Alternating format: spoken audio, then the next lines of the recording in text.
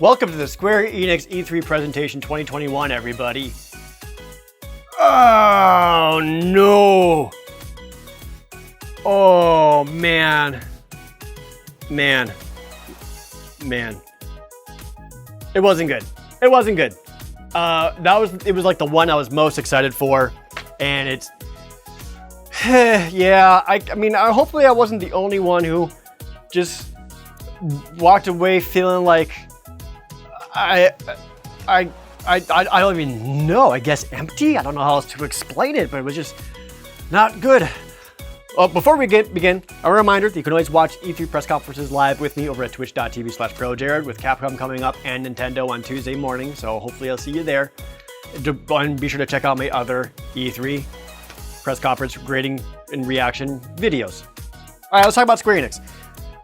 So they led off with an all-new game, but not quite you expect. This is from the Eidos Montreal people, the same guys who made the Tomb Raider reboots, and it's a Guardians of the Galaxy game. So Marvel Comics, new game based around the Guardians of the Galaxy. Not based off the movie characters, because all of their designs were completely different. And all the designs are fine. I didn't hate any of them. Although Peter Quill does look a lot like the guy from Adam Ruins Everything with that haircut. I could use a different haircut. And this was a presentation on this game that, again, was a presentation. Like, they sat there and explained the game, how it's going to work, really showed off unedited, long-form bits of gameplay, how the combat's going to work, how all the stuff outside of combat's going to work.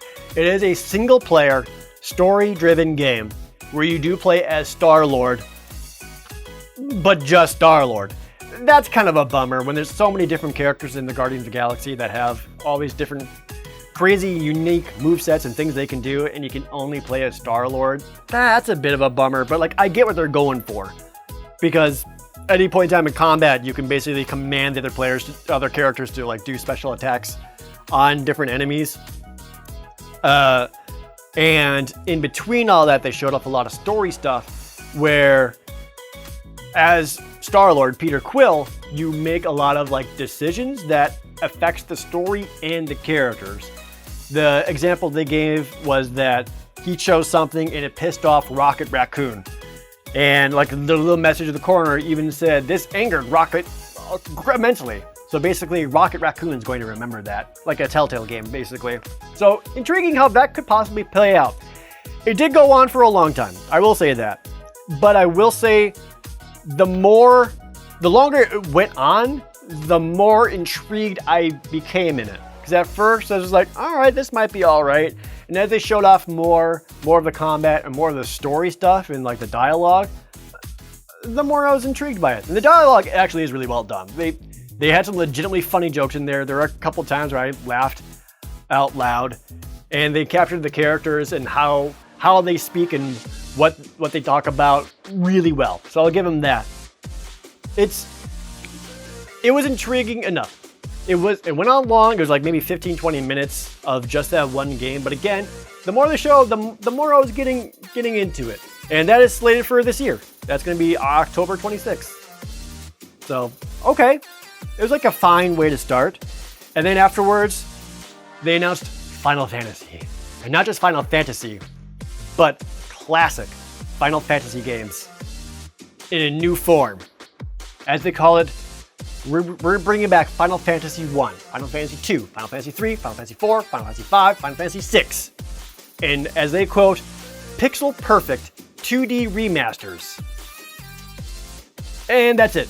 Then they just kind of walked away. They didn't show anything. They showed like brief character sprites and some like really small like videos going across the screen, but like nothing else about it. And then it was shown that it's coming to Steam and mobile, not even on Switch, and not even as a collection. They're all sold individually. I don't understand why this exists. If it's not a collection that people can easily get, why would I want to get these versions of Final Fantasy, pick one, when there's so many other versions of these Final Fantasy games, pick one, already available? PSP, Final Fantasy 1, Final Fantasy 2, Final Fantasy 4. I mean, it looks better than the Steam versions of Final Fantasy 5 and 6, which I guess they're just trying to make up for that. But I don't understand. Are they going to be using like new translations? Are they going to be using the same translations we've seen before? Is it going to be the same as the Game Boy Advance translations? It was like a minute and a half, 50 seconds of that was filler of showing off that these new Final Fantasy 2D pixel perfect remasters are coming. And this felt so underwhelming to see after showing off the Dragon Quest III remake just a month ago, which looked incredible. This was such a weird thing, and the fact that they're not all together and they're separate, it's not even full release dates, and it's for Steam and mobile. Maybe later they'll do a collection for Switch or even PlayStation. I don't care, please, but like I got so excited during that one moment, and then there's nothing, just nothing. Like I needed more. And that was kind of the like ongoing theme for all the press conference, was that a lot of the things that they should have spent more time on, they didn't. Immediately after the Final Fantasy remaster thing, they then reminded everyone that Legend of Mana is coming to Nintendo Switch in a remastered form, coming in a couple of weeks, June 24th, which Legend of Mana is awesome, and I'm actually really looking forward to that remake. So we already knew it was coming, so it's not something to get super excited about, but it's a good reminder. Even though they already did all the Guardians of the Galaxy stuff, they had to remind everyone that Square also had Crystal Dynamics make the Marvel's Avengers game from last year, which again, that's a game that I wanted to like, and they talked about the updates coming from that. There's another free June update, which looked like a lot of more plot things, a lot more story and campaign stuff, a lot more end game items and areas for people to play in, a lot new costumes for all that, whatever. And then they also showed off the Black Panther expansion coming in July, where Black Panther is going to be added in as a playable character, all new Wakanda areas to fight in. Claw is going to be a main villain in that, and that's also going to be a free update in July. So at least the updates are free for people who are still playing Avengers. If you are, you're stronger than I, and all the power to you. Then they went into their mobile part of the show, even though they already talked about the Final Fantasy remasters for mobile / Steam. But anyway, they show off a bunch of quick mobile games coming from them. One, a Hitman game called it was like Hitman Sniper, The Shadows, or something like that, coming sometime this year. So a Hitman mobile game. They kind of teased it being multiplayer somehow. They also announced a Nier mobile game called Nier Reincarnation. Then they reminded everyone that Final Fantasy Brave Exvius is still going, and they're doing their 5th anniversary this year, which Brave Exvius is... I did enjoy that one more than I should, but that's another gacha game, so keep that in mind if you try to play it. They also then reminded everyone that Final Fantasy Battle Royale game is coming this year. Again, when I say brief mention, I mean like all of these were like 20 to 30 seconds, barely showing anything and just quickly moving on. So I guess I do appreciate them not lingering on mobile stuff too much, because that frequently angers the core audience and they don't care about mobile stuff, even though there's plenty of really good mobile games out there. Not these ones, but there are out there. Afterwards, they went more into Babylon's Fall, which was a game that they announced that I completely forgot about. Before the press conference, I actually went back and watched the old gameplay trailer to remind myself what this even was. And it's coming from Platinum Games. It is going to be co-op, and they actually had a lot of the developers talking about it, and they said they wanted to take a lot of the gameplay and combat from the Nier game, but then simplify it and make it co-op, which looked a lot like people summoning like energy weapons, like energy sword to hit a guy, or pulling up a literal energy shield to block bullets. I don't know really how else to describe it. It's going to be like a third-person action. As I was watching that, I was less interested in Babylon's Fall than I was the Guardians of the Galaxy game. And I feel like that's really telling about this Babylon's Fall game. After that, they went on to tell everyone that the Life is Strange series is coming more this year.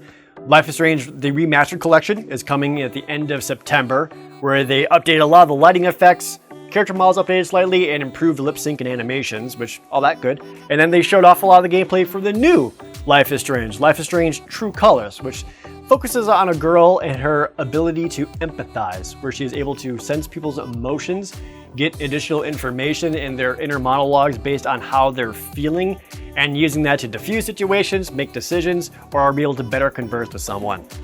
I thought it actually looked kind of cool. I actually really liked the idea of the empathy powers and just being able to talk to people that way.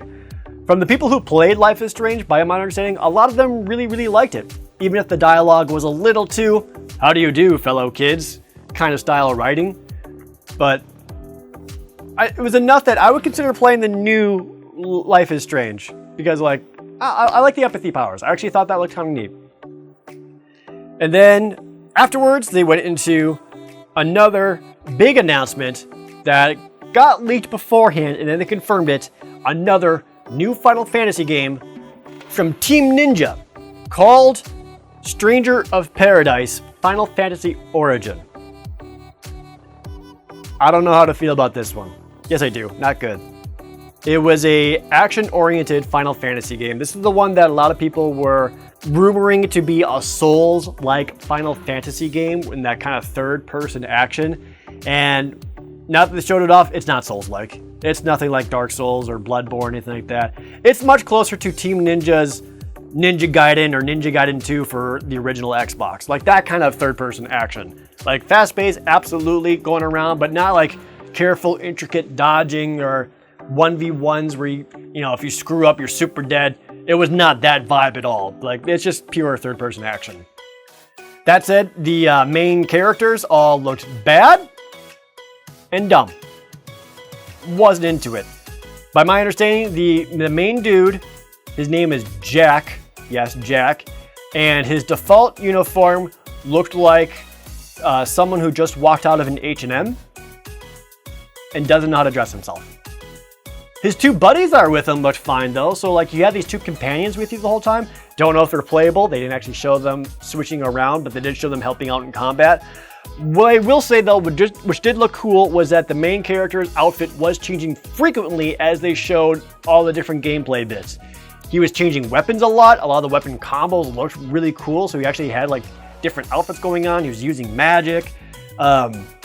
He kept doing these weird finisher things where he'd like defeat the monsters and they'd all suddenly like become red crystals and then you would shatter the red crystals, which based on that trailer alone, it seemed like, oh, you got it. This is how you finished them. And I'm already sick of seeing the red crystal thing. How often am I going to have to see this?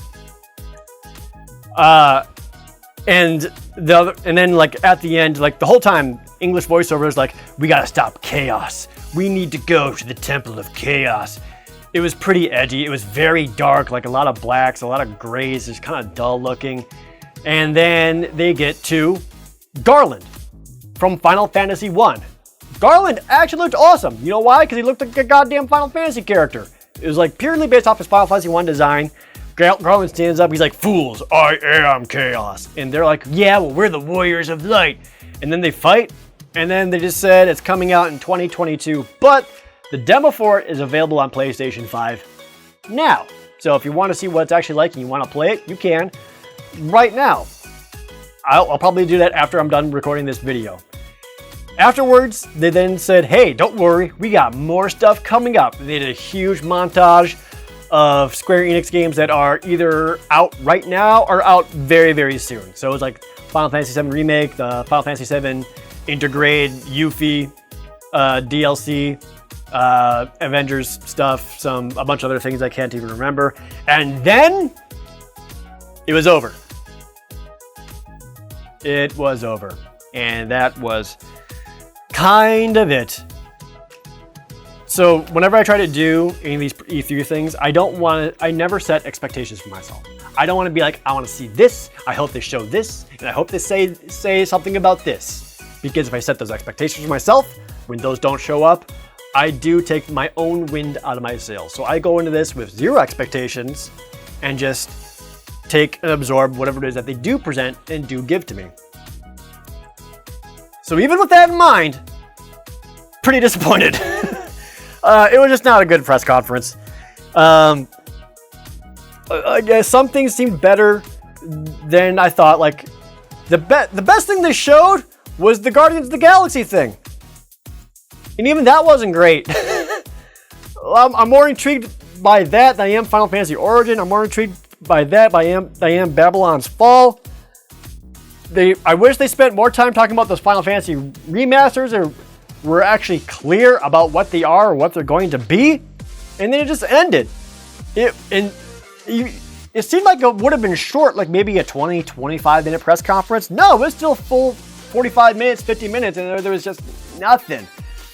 It was not good. It was worse than Ubisoft's by a lot and pretty rough. Some things they didn't talk about, but I actually understand them not doing it. Like they didn't talk about the Dragon Quest III remake. They didn't talk about Final Fantasy 16. They didn't talk about Final Fantasy 14 Endwalker. And I get why, because they just talked about a lot of those. They had the Dragon Quest anniversary event just a couple of weeks ago. They had Final Fantasy Fan Fest where they showed off a lot of 14 stuff there. They didn't really need to retread old ground. And honestly, they probably got to save some stuff for the Tokyo Game Show. But this was still pretty lackluster. In the end, Square Enix's press conference gets a D. I was trying to be lenient at first and give it a D+, but I was like, no, that's too generous. Just a D. Just a D. So as a reminder, if you do want to see even more E3 stuff, check out my other videos on other different press conferences, whether it's Microsoft and Bethesda, or Ubisoft, or the upcoming ones, such as Nintendo on Tuesday morning. Be sure to follow me over at Twitch, twitch.tv/ProJared, so that you can watch those live with me. And thanks to everyone who has been. The thousands of people who have been showing up in the stream have been great. I really appreciate that. And hopefully the rest of E3 goes better than this, and we actually get some better, exciting things at the end. Thank you guys for watching.